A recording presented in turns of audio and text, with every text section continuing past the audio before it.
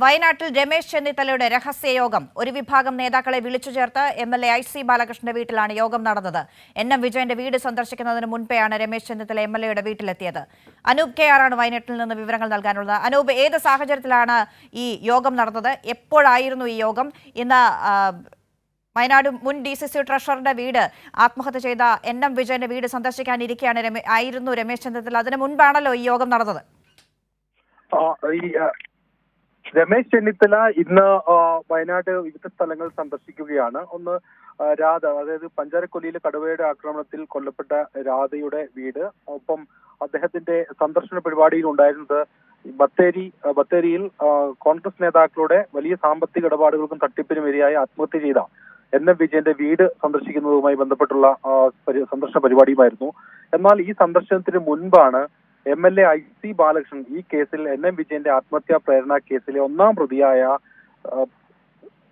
IC Balakrishnan MLAയുടെ വീട്ടിലേക്ക് രമേശ് ചെന്നിത്തല എത്തിയത് എന്നുള്ളതാണ്. രമേശ് ചെന്നിത്തല ഈ വീട്ടിലെത്തിയത് ഒരു യോഗം, പ്രാദേശിക ഈ കോൺഗ്രസിന്റെ പഴയ I ഗ്രൂപ്പ് നേതാക്കളുടെ ഒക്കെ ഒരു യോഗം ഇന്ന് IC ബാലകൃഷ്ണന്റെ വീട്ടിൽ വിളിച്ചു ചേർത്തിരുന്നു. അവിടെ ഈ ബത്തേരിയിലെയും അതുപോലെ തന്നെ മറ്റു മേഖലകളിലെയും എല്ലാം പ്രാദേശിക കോൺഗ്രസ് നേതാക്കൾ ഉൾപ്പെടെ ഉള്ളവരെ വിളിച്ചു ചേർത്ത ഒരു രഹസ്യ യോഗമായിരുന്നു രമേശ് ചെന്നിത്തല അവിടെ നടത്തിയത്. അതിനുശേഷമാണ് മറ്റു സന്ദർശന പരിപാടികളിലേക്ക് അദ്ദേഹം നീങ്ങിയത്. ഏതായാലും രമേശ് ചെന്നിത്തല വിളിച്ചു ചേർത്തവരിൽ ഒരു പ്രത്യേകതയുണ്ട്. അവരെല്ലാം പഴയ I ഗ്രൂപ്പ് നേതാക്കളാണ്. പ്രത്യേകിച്ച് KO ലോഹനാൻ, പഴയ KV ശശി തുടങ്ങിയ നേതാക്കളെല്ലാം തന്നെ ഈ യോഗത്തിൽ പങ്കെടുക്കാൻ രാവിലെ ഇവിടേക്ക് എത്തിയിരുന്നു. ഇവിടേക്കാണ് IC ബാലകൃഷ്ണൻ ആദ്യം എത്തിയത്. മറ്റൊരു പ്രത്യേകത കൂടിയുണ്ട്.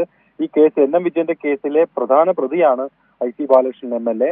ആ സാഹചര്യത്തിലാണ് അദ്ദേഹത്തിന്റെ വീട് സന്ദർശിക്കുന്നതിന് മുൻപേ തന്നെ IC ബാലകൃഷ്ണൻ പിന്തുണയുമായി IC ബാലകൃഷ്ണന്റെ വീട്ടിലേക്ക് തന്നെ രമേശ് ചെന്നിത്തല എത്തിയത് എന്നുള്ളതും ഒരു പ്രത്യേകതയാണ്. ഏതായാലും വയനാട്ടിൽ നേരത്തെ നിലനിന്നിരുന്ന വലിയ പ്രശ്നങ്ങളും ഭിന്നതകളും എല്ലാം ഈ വിഷയത്തിൽ ഉടലെടുത്തിരുന്നു. ഇത്തരത്തിലുള്ള നേതാക്കളെ സംരക്ഷിക്കുന്ന നിലപാടാണ് നേതാക്കൾ സ്വീകരിക്കുന്നത്. പ്രത്യേകിച്ച് KPCC സ്വീകരിക്കുന്നത്, സംസ്ഥാന നേതാക്കൾ സ്വീകരിക്കുന്നത് എന്നൊരു വലിയ വിമർശനം വയനാട്ടിൽ ഉണ്ടായിരുന്നു. അതേ തുടർന്ന് DCC ഓഫീസിന്റെ ചുമരിൽ തന്നെ അതിൽ പരസ്യ പ്രതിഷേധവുമായി ഒരു വിഭാഗം പോസ്റ്റ് ഒട്ടിക്കുകയും മറ്റും ചെയ്തിരുന്നു. ഏതായാലും അത്തരത്തിലുള്ള വലിയ ഭിന്നതയും പ്രതിഷേധവും ഒന്നും കണക്കിലെടുക്കാതെയാണ് IC ബാലകൃഷ്ണന് പൂർണ്ണ പിന്തുണയുമായി ഇവിടേക്ക് രമേശ് ചെന്നിത്തല എത്തിയത് എന്നൊരു പ്രത്യേകതയുമുണ്ട്.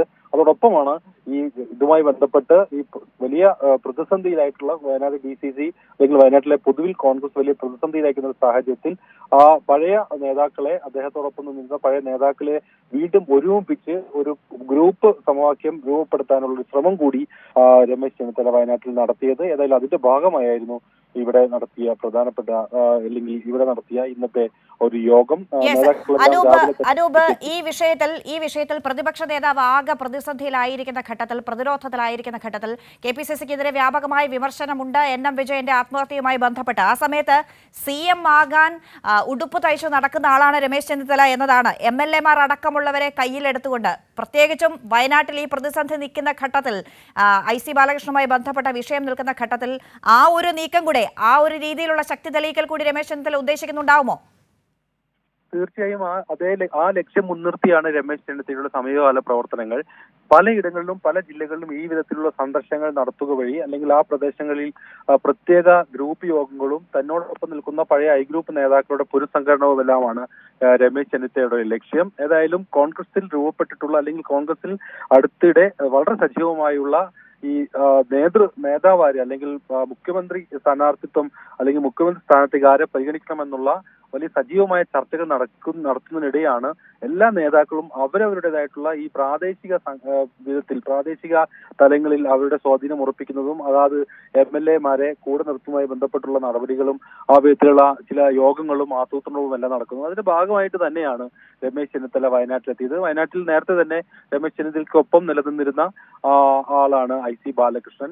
IC ബാലകൃഷ്ണന്റെ കേസ് ഉയർന്നു വന്നപ്പോൾ തന്നെ ആദ്യഘട്ടത്തിൽ തന്നെ IC ബാലകൃഷ്ണന് പിന്തുണ പ്രഖ്യാപിച്ചു. പ്രഖ്യാപിച്ച നേതാവ് കൂടിയാണ് രമേശ് ചെന്നിത്തല എന്നതുകൂടി ഇതിന്റെ പശ്ചാത്തലമായുണ്ട്. ഏതായാലും ഇപ്പോൾ അദ്ദേഹം ഈ പ്രശ്നത്തിൽ പ്രിയങ്ക ഗാന്ധി ഉൾപ്പെടെ ഇടപെട്ട് പ്രിയങ്ക ഗാന്ധി ഉൾപ്പെടെ ഈ സ്ഥലം സന്ദർശിച്ചതിന് ശേഷം ആ ഒരു പരസ്യമായ ഒരു സന്ദർശനം നേരത്തെ ഉണ്ടാക്കുന്ന വിമർശനങ്ങൾ അത് സൃഷ്ടിക്കുമെന്ന ആ സാഹചര്യം ഒന്ന് അടങ്ങിയതിനു ശേഷം അദ്ദേഹം ഈ ഒരു പരസ്യ പിന്തുണയെ തന്നെ ഐസി ബാലകൃഷ്ണന്റെ വീട്ടിലേക്ക് എത്തുകയാണ് എന്നുള്ളതും നാം കാണണം. ഏതായാലും അതോടനുബന്ധിച്ചാണ് ഈ യോഗവും നടത്തിയത്. പ്രദേശത്തെ അല്ലെങ്കിൽ ബത്തേരി, മീനങ്ങാടി, പുൽപ്പള്ളി തുടങ്ങിയ പ്രദേശങ്ങളിൽ നിന്നുള്ള പ്രാദേശിക കോൺഗ്രസ് നേതാക്കളെ ഒരു വിഭാഗം അപ്പാടെ ഈ യോഗത്തിലേക്ക് രമേശ് ചെന്നിത്തല വിളിച്ചിരുന്നു. എന്നാൽ പ്രധാനപ്പെട്ട കൽപ്പറ്റയിൽ നിന്നുള്ള നേതാക്കൾ ഉൾപ്പെടെ ഈ യോഗത്തിൽ ഉണ്ടായിരുന്നില്ല എന്നുള്ളതും പ്രധാനപ്പെട്ട കാര്യമാണ്. ഏതായാലും നേരത്തെ തന്നെ രമേശ് ചെന്നിത്തലയ്ക്ക് ഒപ്പമുണ്ടായിരുന്ന മുഴുവൻ ആളുകളും ഇന്ന് രാവിലെ ഐസി ബാലകൃഷ്ണന്റെ കേണിച്ചിറയിലെ